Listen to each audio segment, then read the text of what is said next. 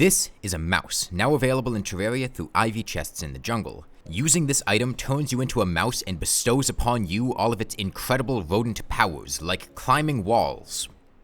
You can climb walls. You're also very small and your hitbox goes from being 3x2 blocks to 1 block. So wall climbing and tiny hitbox. And all you lose is, mice don't know how to use weapons, or pickaxes, or anything. If you use any item that's associated with an animation, even drinking a potion through quick buff or quick heal, you will instantly exit mouse form. So that limits us to summoning minions before entering mouse form or using passive damage from accessories. There are also almost no mobility accessories you benefit from. The mouse moves at 38 miles per hour but cannot use wings, balloons, or pretty much anything to increase that speed. So a mouse cannot beat Terraria, because there's no way to interact with the world. It's just not possible. But if we allow ourselves to leave mouse form occasionally for small periods, we can mouse max and, in theory, beat the game.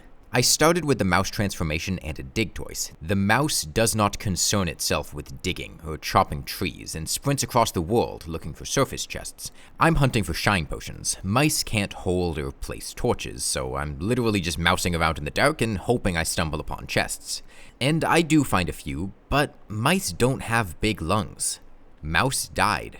On the right side of the world, I luck into both shine potions and a finch staff. Huge, I can deal damage, but more importantly, the finch sits on the mouse head. Mouse-finch synergy increased by 100%. The adventure begins. A shine potion to light the path, a finch to protect us, and a dig toys to mine. I only have 2 shine potions, so I do need to be careful. I only have 1 shine potion, so I do need to be careful. Do you ever feel like your game is too much fun? You're really looking for something that makes your blood boil and want to smash your keyboard into your monitor, but you've stopped reading people's opinions on social media. You should try the finch staff. It is completely incapable of hitting any target, moving or not. Now, you might think, just right-click to target enemies. Nope, for some reason, it just wears off after a second. The mouse doesn't have enough gym badges for his summon to listen to his instructions. This targeting thing, genuinely, I have no idea what's happening. Sometimes it sticks around. Sometimes it doesn't. Sometimes my minions just completely ignore the targeted enemies to attack something else. And that was like 5 minutes of killing a pinky, so we lost all of our shine buff on that. Fun mouse fact, a pinky is another word for a baby mouse. I did see a Bitcoin ATM before everything went dark, and some guy on Mouseit told me to invest in cryptocurrency, so I dropped all the money I was saving on a mousing helmet on that. I can get it back though, no problem. Using the mouse overlay, I can guide the mouse back to where Using dig toys, I can make a tunnel straight down to where I died. Earlier, I said that there were almost no movement accessories that the mouse benefits from, but there are a few. Double jumps work normally, so they are very good. Mousing claws increase the speed that you climb at and let you fully cling to walls without slipping. And there's one more that I'll get into later. I've got the claws, I get a cloud in a bottle, I buy a mousing helmet. I do still have a finch staff, which is quite possibly the worst minion in the game. I don't want to fight a boss with this, so to the snow biome to get an actually good minion. But this is pre-patch, so the flink staff costs 10 fur. Thanks, Relogic. It genuinely took me like an hour and a half to get 10 fur. Of just sitting there, clinging to walls, hoping that the finch would scrape the enemy for 1 damage at a time. The flinx is actually capable of hitting enemies, so I get a coat pretty quickly. And unironically, thank you Relogic, I got a deer thing so I can fight Deerclops for the bone helm. A blood moon happens, but mouse can't fish, so not much to do there. The mouse Deerclops matchup heavily favors the mouse. You've got immunity to slow, high speed, and a small hitbox. 99 to 1 odds. You ever wonder why elephants are terrified of mice? This is why. They know. They've got— What was that? That projectile was completely invisible when it hit me. Every single time I fight Deerclops, without fail, I am reminded of how much I hate Deerclops. What an infuriating boss. It's like you turned the finch staff into an enemy. Eye of Cthulhu is next, and Relogic did add sleeping for transformation, so that's nice. Small issue, I can't destroy trees, so my arena has gaps in the trees that I just fall through. I tried to use wall climbing for dodging, but it's just too slow to use. It's a cool idea, but just doesn't work for boss fights.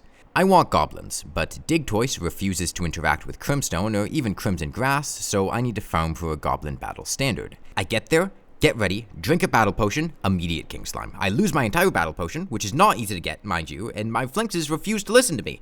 It's tough being a mouse, man. There's a lot of popular media that romanticizes mouse life, but it's a struggle out on the mouse streets. It's not like Ratatouille. The mouse from Ratatouille, that guy had it easy. He didn't even have to leave his mouse form when eating food, which, by the way, should not be a thing. Mice can eat food. That's like that's what they do. They can drink water. Canonical mouse ability, you should at least be able to eat food and drink potions as a mouse. But you can't. During these boss fights, I'm stuck without healing potions. I need to stay as a mouse the entire fight. Oh, and you know how targeting was buggy but usable? One of the hotfixes made it so that you just can't target enemies without leaving mouse form, so now I can't even do that. Flinks is solo the brain though, so I go ahead and farm for fox spokes. I like the mouse form a lot, but it would be so much nicer if the mouse could do a couple of basic things. The beginning of the game here was very rough. It gets better though, or at least less mechanically frustrating. I'm all in on Summoner, but Digtoise can't mine Hellstone. He can't break Obsidian. Really, we're at the point now where I can never improve my gear through mining. So we're going to take the mouse down the Hornet skill tree and use that for quite a long time. Digtoise has 26% pickaxe power. He can't break anything obsidian or harder. We can't mine hard mode ores. I can't even smash altars. No mithril anvil, which means no spider gear. In fact, I cannot do any hard mode crafting that requires an anvil until I get to the Moon Lord, because the only way I can get hard mode ores is by shimmering luminite. Shout out to Foxspokes though, Relogic finally made a minion that can hit moving targets by aiming where the enemy is going to be rather than where it is right now. Mouse is very effective against Queen Bee. The small hitbox lets you dodge and weave between bees. I kill her a few times and I kill Skeletron too. This is where the true potential of the mouse becomes unlocked. Most mounts benefit from Featherfall potions, which gives them a quite frankly ridiculous level of mouse ability. You can basically fly, and combined with a small hitbox, that means we can actually dodge bosses, even hard mode ones. We're going to be using Featherfalls for the rest of the game now. Skeletron isn't too exciting, but what is exciting is the fact that mice can teleport. Every mouse can do it, they just don't want you to know it. If you're sitting in an area too small to exit your mount, you'll be teleported to the nearest valid space if you keep trying to transform. Unfortunately, the dungeon is not a valid space. I want a buff from the bewitching table, but I can't actually destroy a bewitching table because Digtoise can't destroy dungeon brick, so every time I die, I need to run all the way down to the dungeon to get my extra minion slot, at least until I can buy one in hard mode. I decided not to build an arena for the wall, which made this a very intense fight. I've got little mouse holes in each obsidian house that Digtoise made for me, and that's it. I gotta jump into each one of those, and if I miss, I'm in serious trouble. I give it a shot, but I just cannot deal with these leeches. I've got no way to attack near me, and they're just wearing me down over time. I look for Inferno potions from shadow chests to take care of them for me, and come back brimming with mouse fury. We can't afford to miss this platforming. If I miss a single jump when he's low on HP, I'm screwed, and I don't have more Inferno potions. This is my one chance. Not quite full speed, but he's gonna be full speed soon. Oh no, we got stuck on something! What did I get stuck on? Mouse platforming.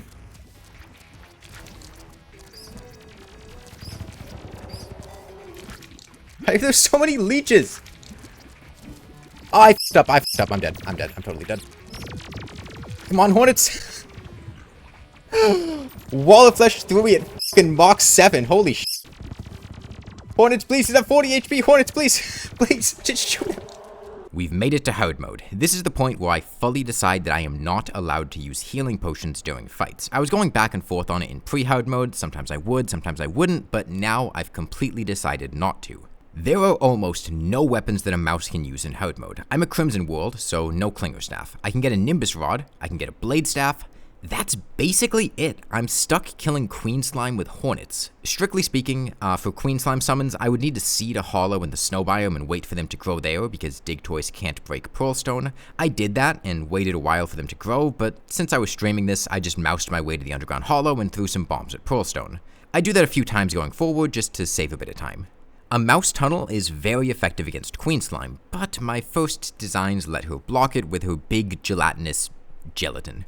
It reminds me of when I was in middle school and made a gelatin version of a plant cell, then ate the entire thing and got sick, and then that reminded me of the first video I ever edited, which was an informational video about plant cells for a 3D modeling class in high school called Sir Plantsalot and the Organelles of the Round Table. I end up using some hoiks to kick her out, which makes her first phase fully mouseable. All I have to do is make sure to dodge that big slam attack. Phase 2 is a bit less mouseable. She just goes inside the mouse hole, which is kind of a problem because I can't dodge that. This mouse has an electrical engineering degree though. It's culturally very common among mice. Slowpoke Rodriguez had one too, so I set up some teleporters on either side of her. The Hornets hated attacking her. I don't think they saw her as a valid target because she was inside blocks, so they'd only target her minions and sometimes she would take damage as a side effect. She did die after like 12 minutes of teleporting back and forth. This is the point where I'd really like to say, what the hell is minion AI? Even after all the incredible buffs that Summoner has gotten, how is minion AI still this bad? Start of the game, we had the Finch staff. Completely mouserable experience. Playing Terraria blindfolded was less frustrating than this. Upgrade to Flinks, and sure, it's better, but it still does stuff like this. Hornets, what is this?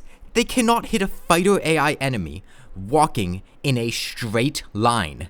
Blade Staff, God forbid it actually attacks the boss in the Old One's army or any of the threatening enemies. No, it just flies off screen and hits something random at the edge of the screen. Apparently it's an AI quirk where it preferentially targets enemies at like 2/3 of the way to the edge of the screen.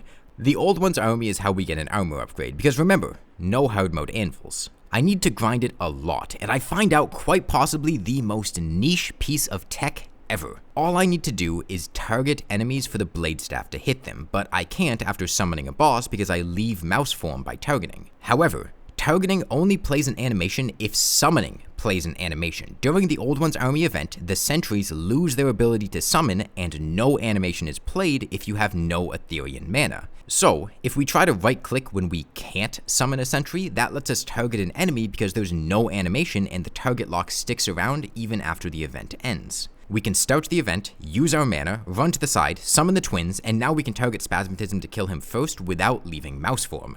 Very convoluted, but also the only way we can make this work. I'm killing the twins first with B armor and blades. Once we kill them, we can upgrade to the Squire set and tier 2 sentries. It's a flawless plan with one tiny flaw. We can't smash altars for random spawns, and we have no mithril anvil, so we can't craft a summon. We need to get random mech spawn drops.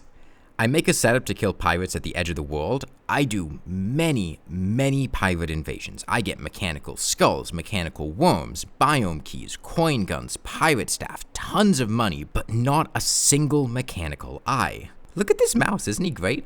Anyway, I woke up and found 20 mechanical eyes from the mechanical eye fairy under my pillow after leaving some teeth I found under there, so we're good. This is where the game actually gets difficult. Before this, it was frustrating because of limitations, but not that much of a challenge. I'm not going to be using teleporters for bosses from here on out. We are going off of pure rodent instinct. Mouse tunnels and wall climbing are not effective on the twins. It's much too slow once they start dashing. Spasmatism has a weakness to mouse. His slow projectiles can be dodged quite easily using jumps and feather falls, and the small hitbox helps a lot. Retinator does not. He is a mouse-killing machine. Retinator has a laser that shoots at a high velocity and in a random cone. It's not predictable and it's difficult to react to. With high defense, it does minimal damage, and if you can move fast enough to keep him about this far away, he won't even shoot, because he needs to be close to attack. That's how you usually counter him. I cannot do either. I have B armor. My damage is awful. It's a blade staff with no whips, and I can't drink healing potions, so my healing is terrible too. Over the course of several minutes, I'm gonna take a few hits. Every hit does like 100 damage, and I'm just gradually getting taken down. If Relogic refuses to let mice drink from potions, then I'm gonna do the next best thing. Digtoys got me a heart statue earlier in the game. Wire it up to a timer, this will generate hearts every 10 seconds. That's 120 HP per minute if I pick them up, which is still less than a greater healing potion, but it means we can actually heal during the fight. I unleash the secret mouse technology passed down from Mousesaurus: geometry. You see, mice only move at 38 miles per hour horizontally, but if you run diagonally, you make more distance, which lets us turn off Retinator's attacks by staying far away from him. It also just helps with avoiding attacks. That's phase 1 down. Phase 2, we need to juke Spasmatism because we do not move fast enough to ignore all of his dashes. He always dashes in a straight line towards you, so as long as you move a bit between when he starts dashing and when he reaches you, you'll be fine. You want him to go at large angles so you have distance to move. He's down, and Retinator is still extremely dangerous. I genuinely will die if I try to fight him the same way I was doing when Spasmatism was alive. If I go up these stairs to stay away from him, I will spawn a wyvern and that will kill me. Each of the twins takes up a bunch of spawn slots. Enemies won't spawn when both are alive, but once one dies, you are in prime wyvern territory. So I just have to use some walls to block his lasers, then sit in a very cozy mouse hole until he dies. We have two options here, Squire Armor and Sentries, or Ancient Hollowed Armor. We can't use a Mithril Anvil, but we can craft the armor at a Crimson Altar. For the Destroyer, it's about the easiest decision I've ever made. Ballista with Ballista Panic will rip him to pieces. It's dangerous, and we really have no way to manage these probes, which is kind of terrifying. There were like 20 of them out at once. This is where the tiny hitbox is really helping. The probes die down, and now the fight is pretty much over. I do actually want to get hit here. The Squire set bonus makes your Ballista fire much faster if you've taken damage recently. The downside to Squire Armor is that it has no summon slots on it. It's got high defense and sentry slots, but not summon slots. I figured that sentries wouldn't be great for Skeletron, so I go ahead and try out Hollowed Armor for him. But the laser hand is just destroying me. Hollowed Armor just has so little defense comparably, and I just go back to Squire. The Ballista are not good at hitting him, but at least I can stay alive, and that's really all you have to do. Comprehensive guide to being a mouse, just kill Skeletron's laser hand and the rest of the fight is pretty easy. I grind the tier 2 Old One's army a few times so we can get Valhalla Knight and tier 3 post-Golem, then move on to Plantera. I did not make an arena for Plantera. I should have made an arena for Plantera. I can't destroy Chlorophyte, and my only digging tool is Digtoise. I can clear out some space, not a lot, and it's still filled with random blocks. This is one of the worst arenas I've ever had to fight Plantera in. Everything is stacked against us. We don't have mobility, we don't have defense to tank many hits, the damage is pitiful, the arena is tiny and filled with obstacles. The only thing we have going for us is a small hitbox. I'm gonna push that as far as it can go. This is how my first attempt went.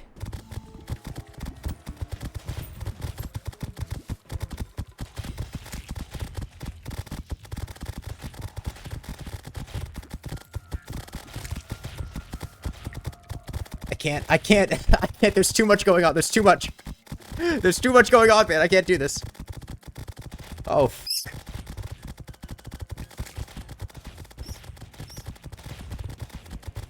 God, she does so much damage.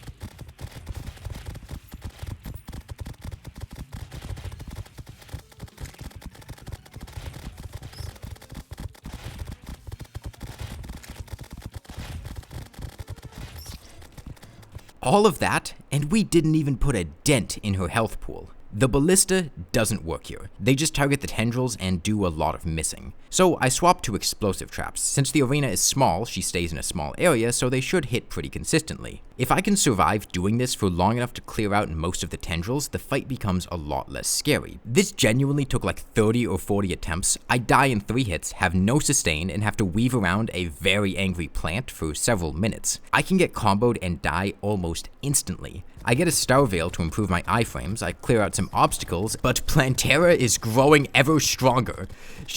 I think what happened here is that her tendrils from a previous fight picked up coins, went off screen, despawned, stuck around because they picked up coins, and then as soon as I brought a future Plantera close enough, they reattached and went onto her in phase 1. I take out her tendrils, but she gets faster and faster near death, and I'm just taking too much chip damage. Her hooks start zipping around, and I die very close to victory. Fast forward another 10 attempts or so, the thing about Plantera here is that being close to her is the safest because there's a safe zone between her tendrils on her main body and her mouth. But as she moves her hooks, they pass through that zone, which can be nearly undodgeable. So I either need to stay far away or stay inside that safe zone until the tendrils die off. She also just throws spores in there, which I can't do anything about because I'm a mouse. Swap to Hollowed for a free dodge, immediately get hit. She's getting very low now. I put on the volatile gelatin to hopefully kill the spores for me. We can stay in the safe zone, but the hooks and spores are getting brutal, and she's moving very fast now. I'm 1 hit from dying here, barely managing to heal enough to survive the next. Swap to Hollowed again, she's down to 2,000, but I'm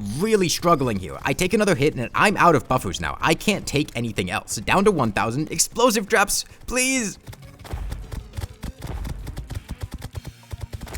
Mouse victory declared in jungle. Plantera found dead and an unconditional surrender is given. It's a nice thought, but we do still have Golem. Getting through the temple is very dangerous. It takes a lot of brave mouse deaths to carve a path. But their deaths are not in vain. Mice have saved more lives than 9/11. I get a solar tablet from the temple. I can't make pumpkin medallions because there's no anvil. I also can't craft more tablets because no anvil. If I don't get a deadly sphere from this eclipse, I'm gonna be stuck with this blade staff for a long time. I don't get a deadly sphere from this eclipse. Golem is a fair bit easier than Plantera. I don't think this was too exciting. Died a couple times, eventually killed him. I did accidentally enrage him at one point. Golem in his second phase has a line of sight check, where if you break line of sight with the body, the head starts shooting at you very rapidly. Since I have a small hitbox, this little hill was enough to break line of sight. As long as I avoided doing that, I was fine. The small hitbox is really fun here. The mouse actually gets to dodge attacks by weaving between them instead of generically staying away. It's been growing on me a lot these last couple bosses. I actually really like it. If I can't get a deadly sphere, the next best thing is to try to get UFOs. As long as you don't do this, the mouse can deal with UFOs pretty easily. It's just running back and forth in phase 2. Of course, once I do get a UFO, an eclipse happens and I get a deadly sphere from that. I dabbled a bit with Duke Fishron. He's very difficult to mouse and killing him needs diagonal movement. It was just kind of annoying though, so I went on to the Cultist. There's not really a good way to manage bubbles and his hitbox is too big to juke close range dashes. Problem number 1 is just finding a way to kill these guys. I have to wait for spores from the spore sack to spawn close enough to hit them. Then there's the clone attack. I tried to set up lightning aura sentries and manipulate his spawn location to hit the real one, but that didn't go well because needing to stay in a specific spot made me take a lot of damage, and when I couldn't do that because I was taking too much damage, it just hit the wrong one. But I'm 200 mice in a trench coat and I've got every technique known to mouse. Mouse magic will save us. You see, if you use a magic weapon and deplete all of your mana and hold down autofire, the next cast after regenerating to the minimum mana required to cast the spell will not cause you to leave your transformation. I actually discovered this a lot earlier in the game and thought it was any spell casting, so I got to 200 mouse mana, but then found out it was only the first cast after regenerating from 0 mana, and it wasn't really helpful. I have no idea where this happens, and it might sound useful, but if I ever pick up a mana star, I will leave mouse form, so I really can't use this much. I have to specifically avoid anywhere that a mana star drops during this fight. Plus, the attacks are very infrequent, but they are enough to... Did you catch that? Play that back. Did you see how fast I was moving in the water here? I have a celestial shell. The increased water mobility does affect mouse form, letting us become wet mouse. Is this helpful? Well, I really wanted it to be, but at this point we've got the Moon Lord and Wet Mouse just cannot swim fast enough to outpace the Death Ray. If I knew about it earlier, I probably could have used it, but as is, I can't do much as Wet Mouse. The Cultist dies to mouse magic, and I cast more mouse spells at the pillars too. I put a Nimbus Rod on top of them, which will rain down until they die, even if I can't stick around. Getting close enough to cast it on top of them is not easy, but I can always send in more mice. The mouse does not move fast enough to dodge the Death Ray. Using geometry, I can gain enough height to jump around it. I can run this back and forth loop, picking up hearts in the middle. It's barely enough to survive, but it kills his hands. At which point, it dawns on me that a mouse cannot dodge the Moon Lord. In this phase, he's completely consistent, and we can run a loop that avoids all of his attacks. Once those true eyes come out, that consistency stops, and I just cannot take this much damage and survive. So, busting out that old electrical engineering degree, I put down a bunch of teleporters. They don't have those on the moon. He doesn't know how to fight a teleporting mouse. It's not particularly exciting, it's just teleporting when attacks would hit me. I do take a lot of damage, but Valhalla Knight and a heart statue let me survive it. The blocks around me stop the True Eye Phantasmal Death Rays in phase 2, the Moon Lord falls, the Mouse Lord rises. And I can finally get a Mithril Anvil.